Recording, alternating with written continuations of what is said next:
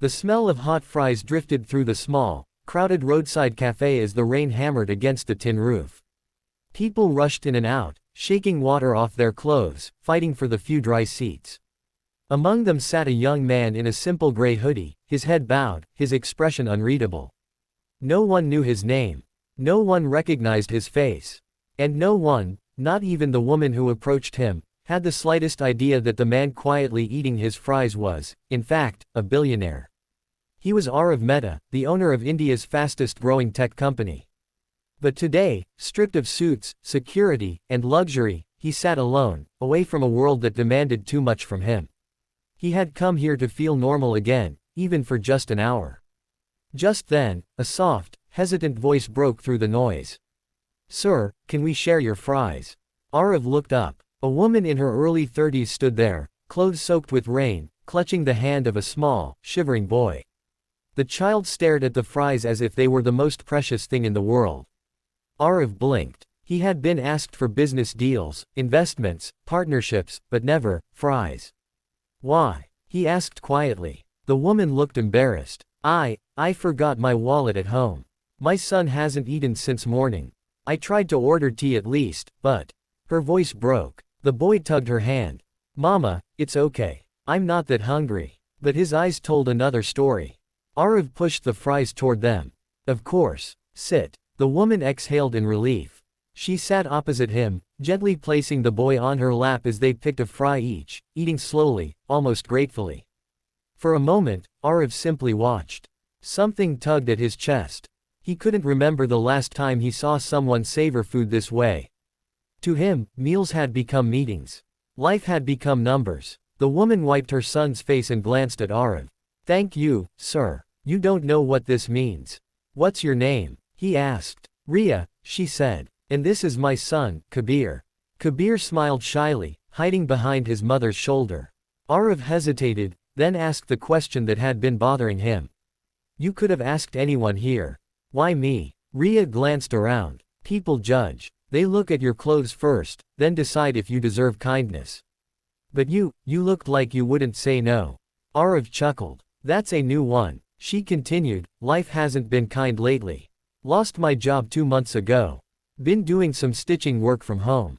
But some days are just harder than others." Arav listened silently. He wasn't used to people talking to him without an agenda. Without fear. Without the desire to impress him. Ria wasn't asking for help. She was simply sharing her truth. Suddenly, the cafe lights flickered, and the rain outside grew heavier. Kabir started to tremble. "He's scared of thunder," Ria whispered. "I keep telling him everything will be okay. But..." She swallowed hard. "Some days I don't know if that's true." Her honesty hit Arav like a punch. He remembered his own mother, a schoolteacher, who raised him alone, often skipping meals so he wouldn't go to bed hungry. She too used to say, "Everything will be okay, beta." And he believed her, because she believed in him. Arav leaned forward. "Do you mind if I buy you both something warm?" Ria shook her head immediately. "You've already shared your food. I don't want to take advantage." "It's not taking advantage," he said softly. "It's dinner." Her eyes filled with tears. She quickly blinked away. "Only if you sit with us." Arav smiled. "I was hoping you'd say that." He ordered sandwiches, tea, and a small pastry for Kabir. As they ate together, Kabir's timid smile grew wider. He even offered Arav the first bite of his pastry, which made Ray's eyes well up again. "Thank you, sir," she whispered, "for treating us like equals." Arav felt something shift inside him. He had built skyscrapers, funded startups, launched innovations, but when had he last built a real human connection? When had he last sat with someone who wasn't interested in his money? After an hour, the rain finally stopped. Ria stood up, preparing to leave. "I should get him home before it starts again." Arav nodded, but something inside him refused to let them walk away just like that. "Ria, would you mind if I helped you?" he asked gently. She stiffened. "Help? How?" "With a job. Something stable." Her eyes widened, confused and suspicious. "Why me?" "Because people like you don't ask for help, they deserve it." Ria shook her head. "Sir, I don't want charity." "It's not charity," he said firmly. "It's an opportunity. You're strong, responsible, and honest. Qualities I'd hire any day." Ria stared at him. Arav, who are you, really? He took a long breath. Maybe it was time. He pulled out his phone and showed her an article with his picture.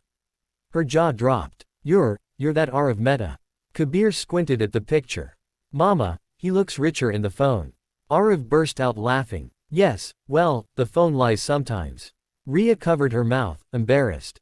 Sir, I am so sorry. I didn't know. And that's exactly why this meant something to me, he said. You saw me as a person, not a billionaire. Ray's hands trembled. Are you sure about the job? Arav nodded. Completely. And Kabir will never have to ask for food again. She pressed a hand to her heart, tears streaming down her cheeks. Kabir hugged Arav tightly, surprising everyone. You're the nicest rich person ever, he said. Arav hugged him back, feeling something heal inside himself. Maybe fate had brought them together. Maybe kindness had found its way through the rain. Whatever it was, Arav knew one thing. He had gained something priceless that day. Not a business deal, not a partnership, but a family he didn't know he was missing. Final message. Sometimes, the smallest acts of kindness create the biggest miracles. Sometimes, sharing fries can change someone's life. And sometimes, God brings people into our path for reasons we only understand later. Arav found humanity again. Ria found hope again. Kabir found a father figure he had always wished for. And together, they discovered that the richest hearts are not the ones full of money, but the ones full of compassion.